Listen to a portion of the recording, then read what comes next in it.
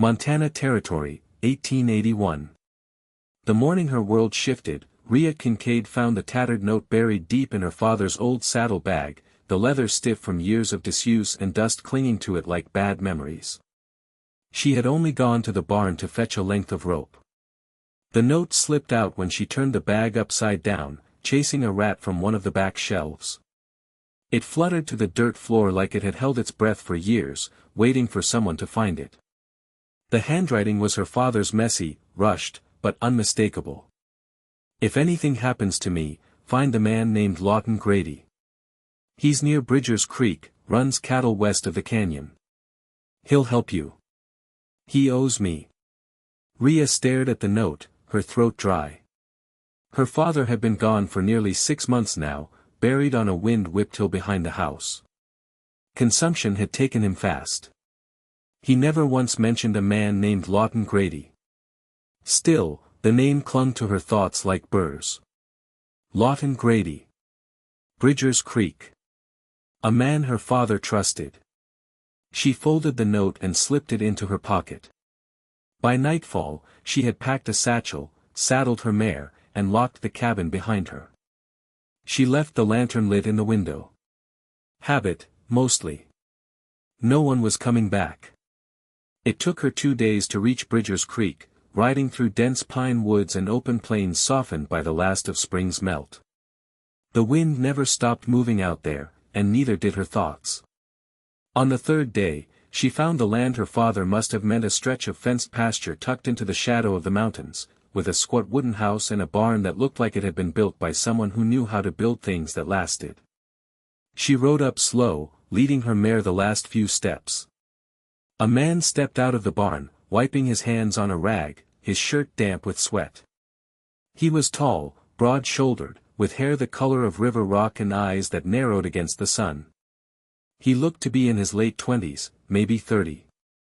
He paused when he saw her.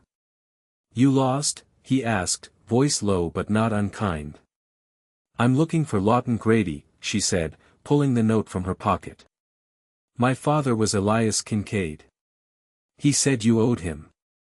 Lawton's brows pulled together. He took the note, read it once twice and then looked up at her with something unreadable in his eyes. "I do owe him," he said. "Come inside." She followed him into the house. It was small but clean. The smell of wood smoke and leather hung in the air. He poured her water, waited while she drank. "What happened to Elias?" he asked. "Died last winter," she said. "Sickness." Lawton leaned back in his chair, jaw tight. "Damn. He saved my life once. In Kansas, years back. Got me out of a bad scrape with a man who'd have killed me otherwise." Rhea nodded slowly. "He never said a word about it. Your father was the kind to help a man and never mention it again." Silence settled between them. It was not uncomfortable. Just full. "I do not know what you need," Lawton said finally, "but whatever it is, I'll give it." Rhea hesitated. "I do not need charity. Just direction. I have the land, but no stock. No money. I do not want to lose what little is left." Lawton stood. "Then you will not lose it. You will stay here tonight, and tomorrow, I will ride back with you. We can start with fencing and see what can be done. I can manage on my own." "I know you can," he said, voice calm. "But I owe your father more than I can say. Helping you is part of paying that debt." Rhea studied him. There was no pity in his words, no angle. Just steady truth. "All right," she said. That night, she slept in the small guest room. It smelled of cedar and dust. She lay awake longer than she wanted to, listening to the quiet hum of the wind through the cracks in the walls, thinking about her father, about this man, about how strange it felt to be looked at like she mattered, even just a little. By noon the next day, they were back on the trail to her homestead. Lawton rode beside her, not saying much, not needing to. He pointed out game trails, fresh prints, a spring she had never noticed tucked behind a line of rock. When they reached the cabin, he dismounted and stood quiet for a while, taking in the place. The porch steps were weathered, the door hung a little crooked, but the roof held and the well was clean. It was not much, but it was home. "You built this?" he asked. "My father and I did. After Mama passed." Lawton nodded. "It has good bones." They spent the next 3 days repairing the corral and mending the barn roof. Lawton worked like he was born to it. He did not give orders or talk over her. When she handed him a hammer, their fingers brushed, and something warm stirred in her chest. On the 4th morning, she found him in the kitchen, sleeves rolled up, frying eggs. "I can cook," she said, folding her arms. "I know. But it is my way of saying thank you. For letting me stay." She laughed. "You are the one fixing my fences." He shrugged. "I like it here." Later that evening, as the sun dropped low behind the hills, Rhea stood beside him on the porch, both of them looking out over the pasture. "I did not expect you to come," she said, voice quiet. "I gave my word," Lawton replied. She turned. "You barely knew me. I knew your father. And now I know you." Their eyes met. For a few seconds, the world felt still. Then he reached out and tucked a strand of hair behind her ear. "Rhea," he said, her name soft between them, "you are strong. Braver than most men I know. It is a rare thing." She swallowed, her heart thudding.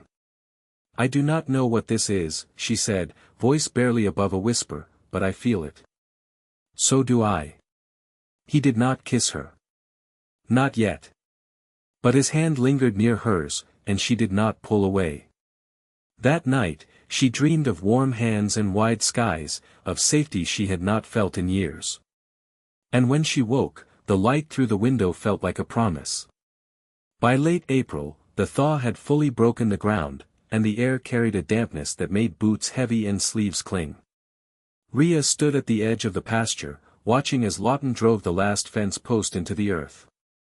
He worked with the kind of quiet purpose she'd come to expect: steady hands, no wasted motion. He wiped his brow with the back of his wrist and looked over at her. "You planning to graze cattle or run horses?" "I haven't decided yet," she said. "Cattle bring more, but I know horses better. My father always said cows don't love you back." Lawton leaned on the post driver. "Horses don't either. They just pretend better." She chuckled. "That's true."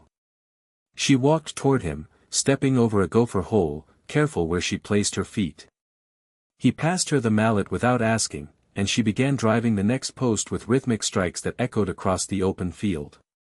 "You ever think about leaving?" she asked after a while, not looking at him. "Sometimes. But I never do." He shifted his weight, watching her work. "You? Not anymore." They worked until the sun slipped behind the ridge and the shadows turned blue. That night, she roasted turnips and leftover rabbit while Lawton carved a new latch for the barn door. He whittled in silence, his eyes narrowed in concentration, the blade catching the lamplight. "You always this quiet?" she asked, setting 2 chipped plates on the table. He looked up, brushing wood shavings from his lap. "Only when I'm deciding what's worth saying." She sat across from him. "And what have you decided so far?" "That you don't like being watched while you work. That you're careful, not just with your hands, but with people. And that you carry a lot, even when you don't speak of it." Rhea blinked. She hadn't expected an answer like that. "I didn't think I was that easy to read." "You're not," he said. "I just pay attention." After supper, they lingered by the fire. He sat on the floor, back against the hearth, while she mended a worn sleeve. The quiet between them was thick with something unspoken, but not uncomfortable. "I don't know if I ever thanked you," she said after a while. "You don't have to." "I want to." He looked up. "Then thank me by not giving up on this place." She nodded, threading her needle again. "I won't." The next morning, Lawton left early to purchase seed from a man he knew in the valley. Rhea kept herself busy clearing brush from the eastern stretch of land, where the grass grew wild and tangled. By midday, her palms were blistered, and her back ached, but she didn't stop. She couldn't. Not now. When Lawton returned, he brought a bag of oats, a sack of barley, and a small crate of early potatoes. He also brought a stray dog, skinny and mud-caked, that had followed him the last 3 miles. He kept pace the whole way, Lawton said, dropping the reins. Figured he earned a meal. Rhea crouched, offering her hand. The dog sniffed, then licked her fingers. She smiled. He's ugly. Most honest things are. They named him Bristle, and he stayed. That night, Lawton stood with her under a sky so wide it made her chest ache. Coyotes howled in the far hills. She pulled her shawl tighter. You cold? He asked. A little. He shrugged off his coat and draped it over her shoulders. She hesitated only a second before accepting. Did you ever think your life would look like this? She asked. No, he said. But I'm not sorry it does. She turned toward him, his coat heavy and warm. Me neither. They didn't touch. They didn't have to. The air between them was already full of something solid and growing. And when she went to sleep later, it was with the faint scent of cedar and sweat in the fabric around her shoulders, and the quiet certainty that she was no longer alone in the world. The first rain came just after dusk, soft and steady, soaking into the thirsty earth without fuss. Lawton pulled the horses under cover while Rhea moved the seed sacks into the loft. Her sleeves clung to her arms by the time she came down the ladder. She wiped her hands on her skirt and stepped into the barn, where Lawton was brushing down the mare by lantern light. There's a leak in the loft window, she said. Not much, but enough to ruin the barley if we leave it. He nodded without looking up. I'll patch it first light. Rhea leaned against the stall gate, watching the way the mare leaned into the brush strokes, eyes half-lidded. You were raised with horses? She asked. Not on purpose, he said. My uncle had a knack for breaking them, and I had nowhere else to be after my parents passed. He took me in. Put me to work before I could reach the stirrup. How'd you end up in Kansas? He set the brush aside carefully. I left at 17. Drifted a while. Took work where I could railroad, freight driving, even a logging camp up near Leadville. He glanced at her. Your father found me working security at a gambling house. I'd made the wrong kind of friend. He got me clear. Rhea crossed her arms. You ever think of going back? He shook his head. Nothing for me there anymore. She nodded once, not pressing. The rain thickened, drumming steadily on the roof. You mentioned your mother once, he said after a pause. What was she like? Rhea hesitated, then stepped closer, resting her hands on the stall rail. She was gentle with animals but sharp with people. Taught me to skin rabbits and quote scripture in the same breath. She died when I was 12. Fever took her fast. Lawton's expression didn't shift, but something softened in the way he angled his body toward her. She sounds like someone who left her mark. She did. They stood in the hush for a time, the lantern throwing warm light over the damp floorboards. The quiet wasn't empty. It held weight, like a room remembering a song. I don't think I've said it plain, Rhea said, voice low. But I'm glad you came. Lawton looked at her, steady and sure. I've never been more certain of a choice. Something passed between them then, not sudden, but sure. She stepped forward, close enough to see the flecks of green in his eyes, close enough to feel the heat rising from his skin. He touched her cheek, tentative, then firmer when she didn't pull away. His hand was calloused but careful. Her breath hitched. I've been waiting for the right moment, he said. I think this is it, she whispered. And then he kissed her. It wasn't hurried or hesitant. It was quiet and full, like the rain outside, steady, grounding. Her hands found his shoulders, anchored there.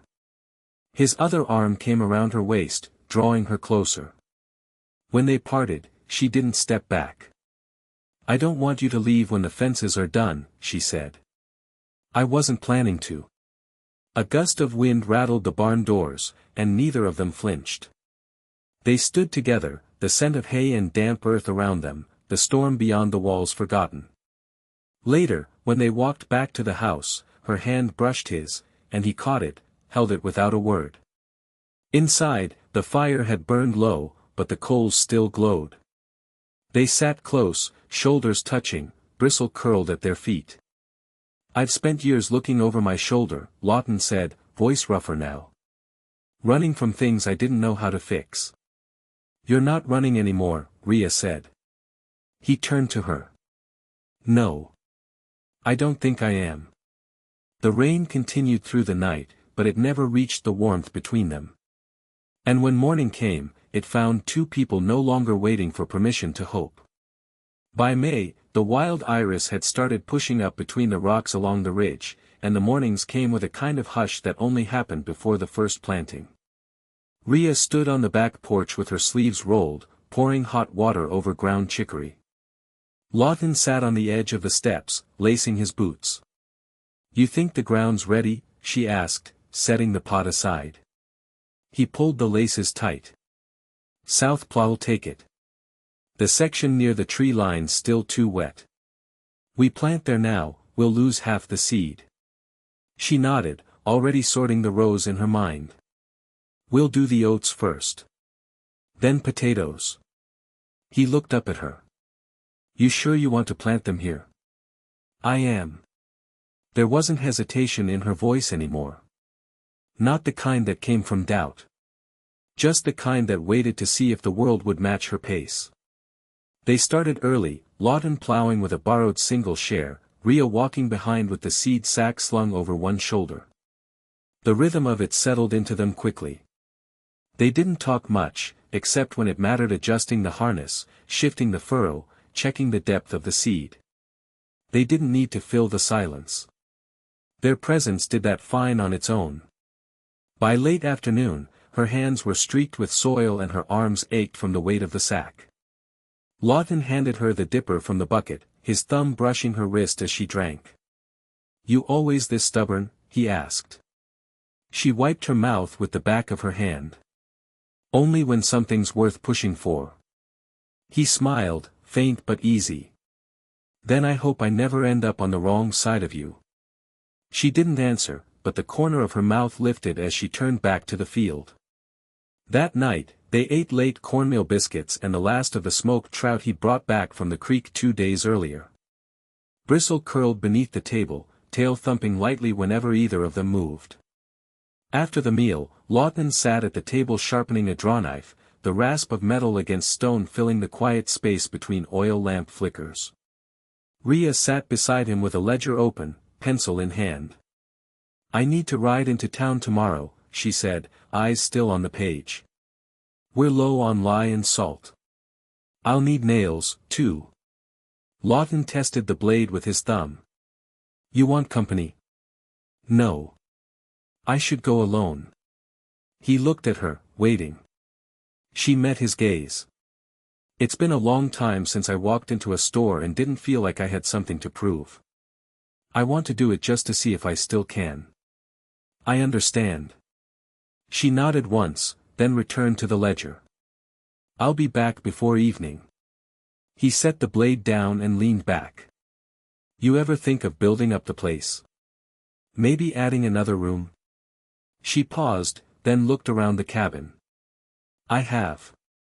But I wasn't sure I'd be here long enough to make it worth it." "You're here now." "I am." Neither of them said what they were both thinking. That maybe it was time to stop living like they were still waiting for something to go wrong. The next morning, she left just after dawn, riding with a firm seat and her chin lifted. Lawton watched her go from the porch, arms crossed, Bristle sitting beside him. She returned just before sundown, a small sack tied behind her saddle and a new length of muslin tucked under her arm. Her cheeks were pink from wind and sun, and her eyes held the edge of something lighter than he'd seen before. He helped her down without asking. "You get everything?" he asked.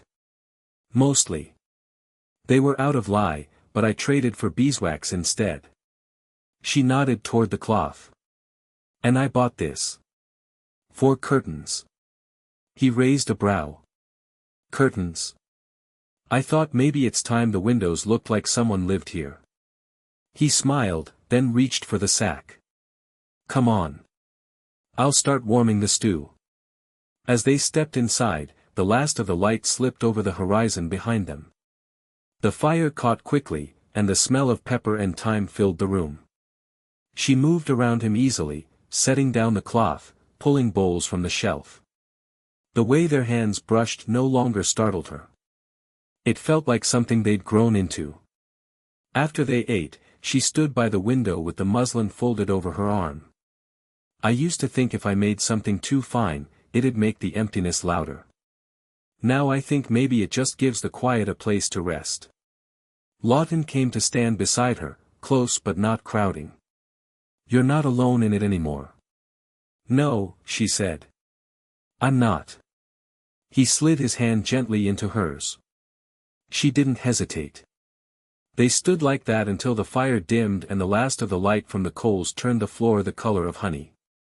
Outside, the wind moved through the grass in long, slow waves. Inside, there was only warmth, and the surety of something being built not just with wood and nails, but with trust, and the kind of quiet love that didn't need declaring. Only living. The summer heat settled in slow, drawing sap from the pine and pressing the scent of grass deep into the wood of the porch. Rhea stood barefoot on the shaded boards, a length of muslin pinned to the window frame, needle in hand as she stitched the hem of the curtain she'd begun weeks before. Her hair was pinned up to keep it off her neck, and her forearms bore faint smudges of flour from the morning's biscuit dough. Lawton came up from the creek path with a shallow crate of river stones, each one flat and smooth, perfect for shoring up the well lining. He paused at the edge of the porch, resting the crate on the rail. "You've gone and civilized the place," he said, nodding toward the curtain. "Looks near domesticated." "I suppose that makes you the wild part," she answered, not turning from her stitch. He stepped up beside her, his shirt damp with sweat, the buttons at his collar undone. "I've been called worse." She tied off the thread, bit it loose, and stepped back. The fabric fell across the window in a soft line, filtering light into the room behind them like river water through silt. "I'm thinking of building a smokehouse," she said. "Out by the shed. If winter's anything like last year, we'll be glad for it." "You planning to do it alone?" he asked. "I was planning to ask if you'd show me how." Lawton met her gaze, quiet amusement in his eyes. "I think that can be arranged." Inside, the room had shifted. It wasn't in the color of the walls or the things upon the shelves, they'd always been simple. It was in the feel of it. The way a pair of boots sat beside hers by the door. The way the table had taken to holding 2 cups instead of 1. A shared life, not by declaration, but by use. That evening, Rhea lit the lantern without thinking twice. Lawton sat on the floor beside the hearth, plans for the smokehouse rolled open in front of him. He'd borrowed the paper from the millwright up near Red Lodge, and the pencil marks were his own tight, deliberate lines with measurements written in tidy script. She knelt beside him, tracing a finger along one of the drawings. "Where'd you learn to lay a foundation?" "Had to. The first barn I built collapsed in the thaw. Took half my tools with it." She ran her thumb along the edge of a beam sketch. "You ever want to build something more than barns and fences?" He glanced up. "Like what?" She hesitated. "A place where others could come. Maybe a few extra rooms. A proper table. Somewhere that feels like more than just getting by." Lawton leaned back against the hearth. "You thinking of taking in boarders?" "No. Just thinking I've lived too long with only the barest edge of comfort. I'd like this place to feel like it was meant for living." He studied her for a moment, then nodded. Then we'll build it. Rhea's breath caught, not from surprise, but from the quiet certainty in his tone. The way he said we like it had always been that way. The next week, they began the smokehouse. Lawton dug the foundation while Rhea split kindling and measured out the salt they'd need for curing. They worked without fuss, sometimes in silence, sometimes with the easy conversation of people who'd stopped reaching for approval and started reaching for each other. One afternoon, as she passed him a beam brace, her fingers lingered near his. "What happens when the work is done?" Lawton met her eyes. "Then we rest. And we stay. Together. If you'll have me." Rhea nodded once. "I will." That night, he reached for her hand as they lay beneath the open window, the scent of pine and wood smoke drifting in. She turned toward him, her palm warm against his chest. "I never thought peace would look like this," she said.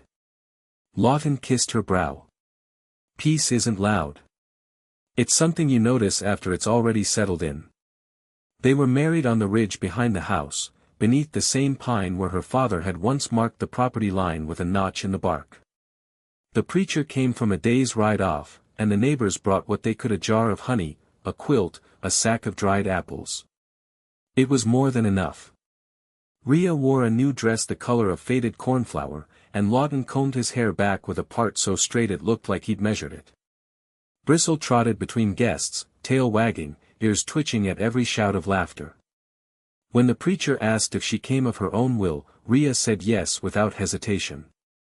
When Lawton was asked the same, he didn't answer right away. He just looked at her, eyes steady, until words found him. "I came the day I rode to her porch. I've stayed every day since. I have no plans to change that." They exchanged rings Lawton had hammered from a pair of old silver coins. They weren't polished, but they fit. After the guests rode home and the sun dropped low, they stood in the doorway together, watching the wind stir the grass. Her hand rested on his chest, his arm around her waist. Inside, the hearth waited. The table was set for two. The curtain she had sewn months earlier stirred faintly in the warm breeze. They didn't speak as they stepped inside. They didn't have to. Years passed, but the rhythm held. They built the extra room she'd spoken of, with a high window that caught the morning light. Children came, not quickly, but when they were ready, and the land held them all with a quiet strength they'd come to trust. Rhea grew herbs along the fence line. Lawton carved a cradle with his own hands. They taught their children to read by the same fire where they'd first sat side by side without needing words. At night, when the wind bent low through the trees and the hills went soft with moonlight, Rhea would lean against Lawton's shoulder and listen to the world they'd built breathing around them. It wasn't a grand life. But it was whole. And it was theirs.